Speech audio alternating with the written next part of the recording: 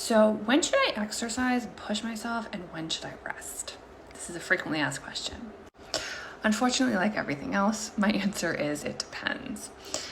So I think if we're talking about background dizziness, something like triple Ph.D, something like interictal symptoms of, say, Meniere's or vestibular migraine, that would be the time to try to push yourself to exercise, not during an attack.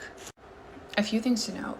If you are already feeling like you are at the end of your rope, like you are just trying to survive every day. I was at that point after my first failed surgery. I was commuting like 75 miles a day. I couldn't imagine adding anything else onto my plate, so I didn't.